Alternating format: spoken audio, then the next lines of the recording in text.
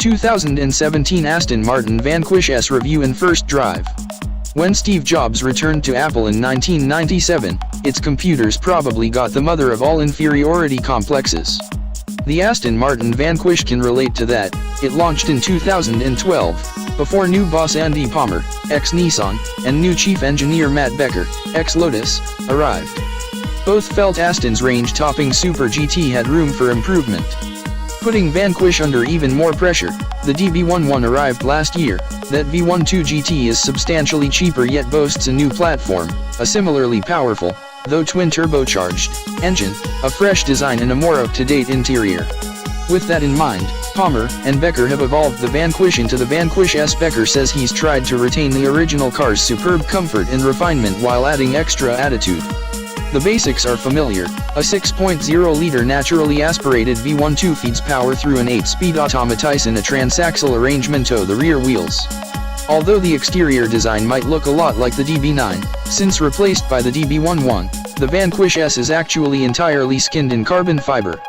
Even some of the structure you can't see is carbon trunk floor, for instance. The S mechanical upgrades relate mostly to powertrain and chassis. The V12 gets a revised intake system with a voracious appetite for air up front and new quad tailpipes out back, while modifications reduce driveline slack.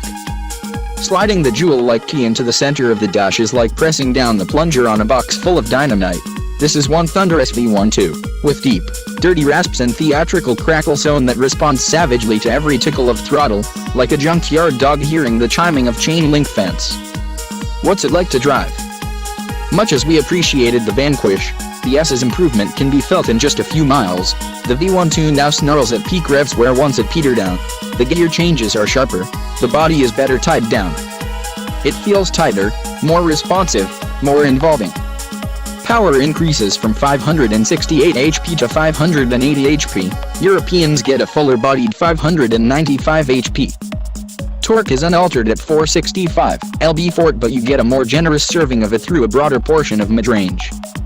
There's still some lethargy below 3000 RPM, but that just means you're less likely to fishtail haplessly while leaving cars and coffee. Besides, before 3000 RPM, you're hardly bouncing up and down in your seat cursing the thing to get a move on. And beyond that, everything suddenly intensifies: noise, revs, speed, all of it fizzing throughout the cabin. The extra output is delivered at 7000 RPM, 350 RPM higher than before, and where once the soundtrack was monotone, it now escalates proportionately. The transmission underlines this newfound connection. Shifts aren't actually faster, but they've been recalibrated for a cleaner, more precise feeling. There's no finger drumming frustration when you try to wrong foot the software, either. Pull the left-hand paddle shifter quickly 4 times and you'll drop from 8th gear to 4th in double time. The chassis is a great complement to all the powertrain mods. Spring rates go up 10%. The Bilsteins have been recalibrated for a better balance between rebound and compression. Hinge it was too focused on rebound previously, reckons Becker, and there's extra static toe on the rear wheels and a new rear anti-roll bar with stiffer bushings. The 20-inch P0s and carbon ceramic brakes carry over. As Becker promised, the Vanquish S is exceptionally compliant, but there's a tighter, more agile response to steering input. It's playful without feeling unstable, and the suspension is tauter than the more leisurely DB11s. Aston says there's less understeer, too, something helped by a new carbon fiber, naturally, splitter.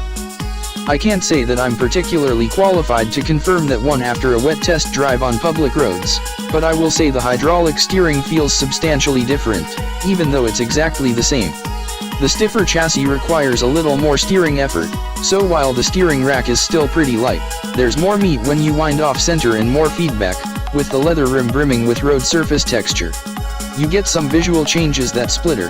The rear diffuse ran some new options, including bridge of wear leather and forged 5-spoke alloys, but really the Vanquish S concentrates more on letting the driver know the game has moved on than it does the guy on the street.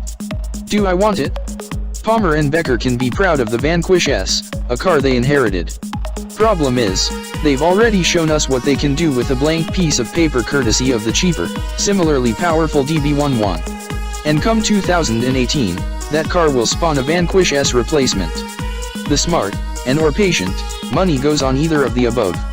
But as one last blast from Aston Martin's past, With its natural aspiration and feelsome hydraulic steering, there's still a lot to admire about the 2017 Vanquish S, and much here to please the purist. That's all 2017 Aston Martin Vanquish S review and first drive. Thanks for watching. Don't forget to subscribe us.